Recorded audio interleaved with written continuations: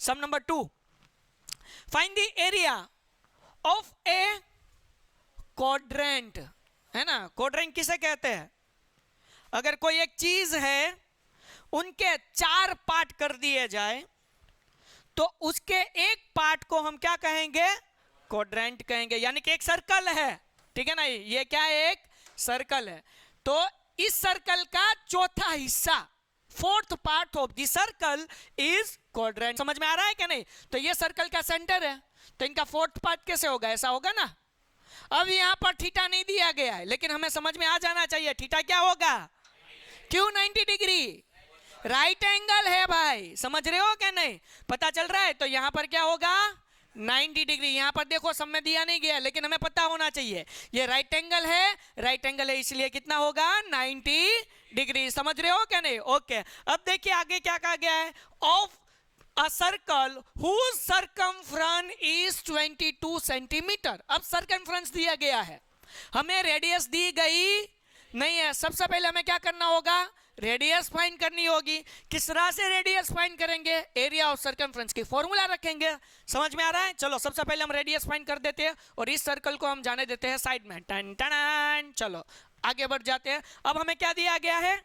Circumference, ठीक है ना। तो मैं यहां पर लिख लेता हूं circumference of circle, circumference of circle is equal to 22, है ना। सब में कितना है सर्कमफ्रेंस ऑफ सर्कल? 22 सेंटीमीटर। अब सर्कमफ्रेंस की फॉर्मूला क्या है?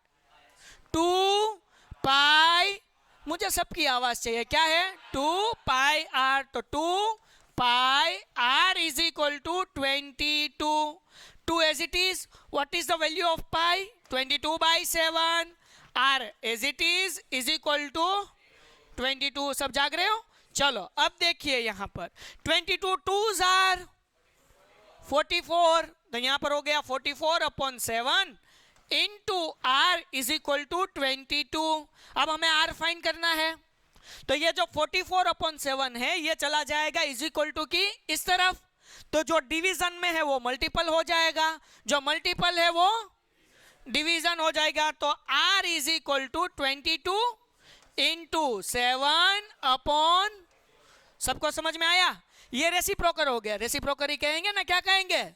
नीचे वाला ऊपर, ऊपर वाला नीचे। क्यों? क्योंकि इज इक्वल टू की उस तरफ जा रहा है। चलो अब देखिए 22 2s are 44, therefore r is equal to 7/2। अब हम पॉइंट में लिख सकते हैं 3.5, लेकिन हम नहीं लिखते क्योंकि 2 क्या हो जाएगा?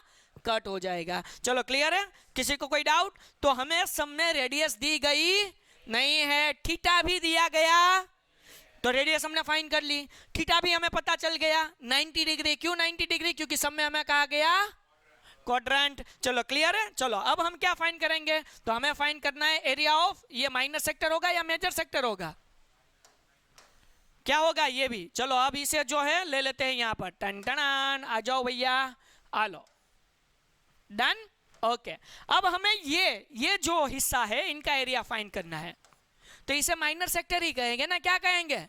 तो मैं यहां पर फाइंड कर लेता हूं एरिया ऑफ, चलो पहले नाम लिख लेते हैं। यहां पर समझ लीजिए O है, यहां पर A है, यहां पर B है। Area of minor sector is equal to pi r square theta upon 360। चलो समझ में आ रहा है सबको? So what is the value of pi? Is 22/7। समझ रहे हो क्या नहीं? r क्या है हमारे पास?